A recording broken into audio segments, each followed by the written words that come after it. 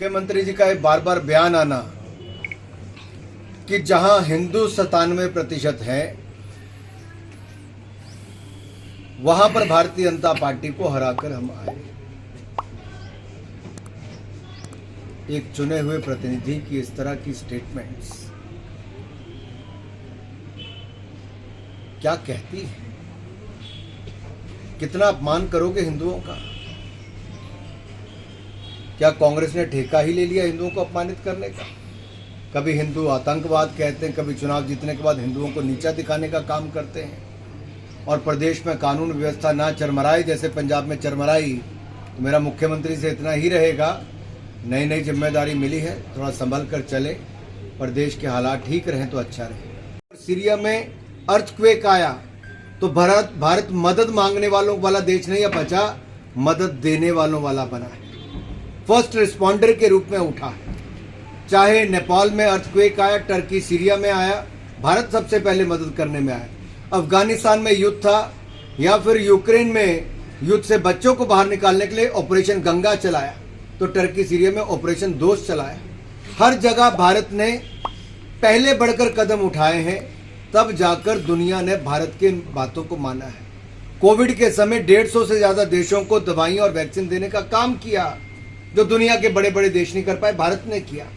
COP21 में भारत ने नेतृत्व देकर इंटरनेशनल सोलर अलायंस बनाया, और प्रधानमंत्री जी के प्रयासों से आज WHO का journal centre for traditional medicine अगर दुनिया में कहीं पर बना है हेडक्वार्टर से बाहर, तो भारत में बना है।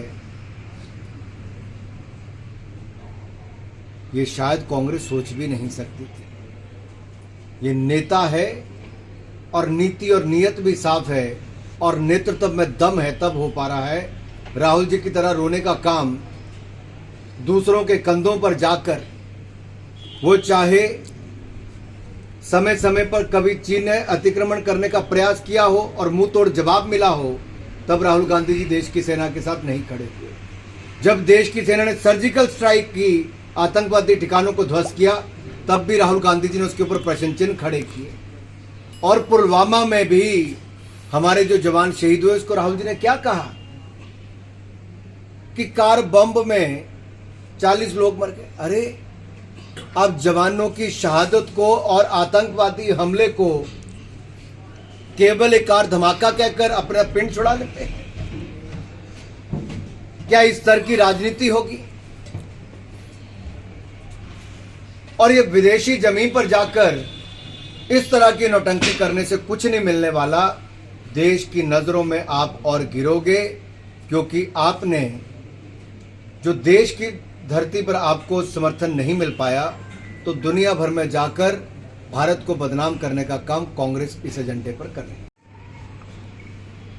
देखिए, एक बार बहुत पहले अगर आपको याद होगा, मार्गरेट थैचर की जब कई वर्षों के बाद क्लासिफाइड फाइल्स को खोला गया, तो उसमें भी इंदिरा गांधी जी ने एक बार उल्लेख किया था कि सोवियत यूनियन के सहायता नहीं मिली तो हम 77 का चुनाव हार गए। तो कांग्रेस का इतिहास क्या कहता है? आज राहुल गांधी जी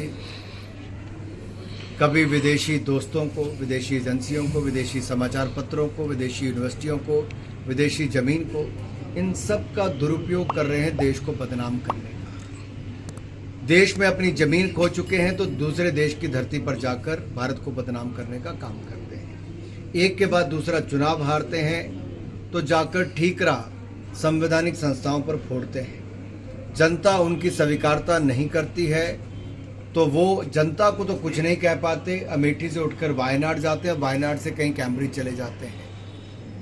वोट तो देश में ही लेना पड़ेगा। राहुल जी, आप पार्लियामेंट में आए तो स्पीकर महोदय से आपने माफी मांगी, जो आपने झूठे बयान दिए थे कि पार्लियामेंट में माइक बंद कर दिया जाता है। कांग्रेस की 40 सीटें मुश्किल से जीतकर आए, उससे ज्यादा समय कांग्रेस को पार्लियामेंट में बोलने का दिया जाता है। और मैं कहना चाहता हूं चुनौती के साथ, कांग्रेस एक बार बताए कि उनको उनकी सीटों के हिसाब से कम समय दिया हो, उससे ज्यादा समय दिया गया। चाहे सदन पर हो, सड़क पर हो, कहीं पर भी बोले।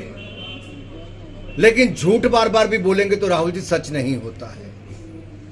आप भ्रष्टाचार के चलते नेशनल हेराल्ड केस, बाकी अन्य आपके भ्रष्टाचार के केस, आप बेल पर चल रहे हैं। और ये हालत कांग्रेस पार्टी की हो गई है कि एक के बाद दूसरा झूठ बोलने में कहीं पीछे नहीं रहे। और शायद कांग्रेस ये पचा नहीं पा रही कि आखिरकार पूरे नॉर्थ ईस्ट के राज्यों में भारतीय जनता पार्टी गठबंधन की सरकारें कैसे बन गई। जब मीडिया दिखाता है कि पूरा भगवा भगवा भगवा हो गया, तो मोदी जी की लोकप्रियता भारतीय जनता पार्टी के कामों की स्वीकारता है। और यही नहीं, जो शानदार काम नरेंद्र मोदी जी ने कोविड के समय किया, रिफॉर्म्स लाए, देश के बचाने का काम किया, अर्थव्यवस्था को बचाने का काम किया। आज दुनिया भर के देशों के नेता ये कहते हैं कि नरेंद्र मोदी जी और भारत में एक उम्मीद दिखती है।